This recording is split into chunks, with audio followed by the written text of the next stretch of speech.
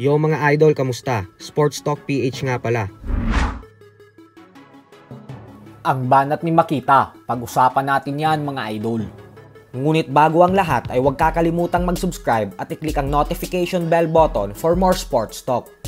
So tuloy-tuloy pa din nga po ang mga maiinit na banat ng African fighter na si Darius Makita sa anak ng ating pambansang kamauman ni Pacquiao na si Eman Bacosa. Ito po ay dahil hindi talaga makapaniwala si Makita na binigay ng 3 hurado ang panalo via unanimous decision kay Bacosa sa naging laban nila kahapon.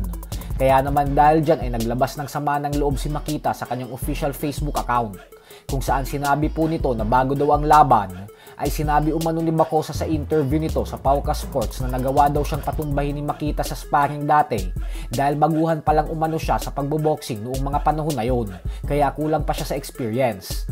Pero paano naman daw yung kahapon kung saan ilang beses umanong lumuhod si Bacosa sa laban? Kaya naman dahil dyan ay hinamon ni Makita si Bacosa na muli ulit silang magtuos sa ibabaw ng lona. At kapag makatagal daw ng 3 round sa kanya si Bacosa, ay siya na daw mismo ang aayaw sa boxing upang ibigay ang panalo kay Bacosa. Ganyan po kataas ang kumpiyansa ngayon ni Makita na tatalunin niya talaga via knockout si Bacosa kapag nagtuos ulit sila sa ikalawang pagkakataon. Bukod dyan ay ininsulto din ni Makita si Bacosa matapos itong sabihin na dapat umano ay maghanap na ng bagong sport si Bacosa. Pwede daw ito sa cooking competition o kaya naman ay sa swimming. Basta wag lang daw boxing kasi hindi naman umano tunay na fighter si Bacosa. Nangako din ito na papatulugin niya talaga si Bacosa pag nag-rematch sila. Sa kabilang banda naman mga idol ay alam nga po nating lahat na inaasahan na magtutuos ang current undisputed super bantamweight world champion Japanese monster na Naoya Inoue at ang current WBA featherweight world champion Nick Ball sa unang bahagi ng susunod na taon.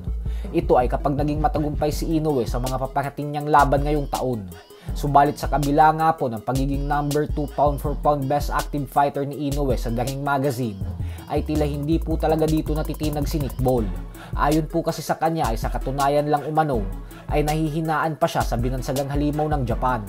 Paliwanag ni Ball na napanood niya na daw ang mga laban ni Inoue at nasasaktan daw ito sa mga suntok ng mga hindi naman kalakasan na fighters. Kaya naman paano na lang umano kapag suntok niya na ang dumapo kay Inoue.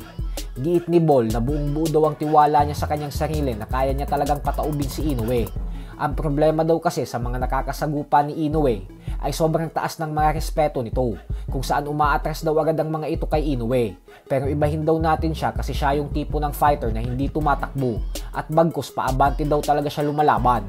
Kaya naman sasaktan niya daw talaga si Inoue sa oras na magtagpo ang kanilang landas sa ibabaw ng lona. So hanggang dito na lamang po muna tayo mga idol. Sports Talk PH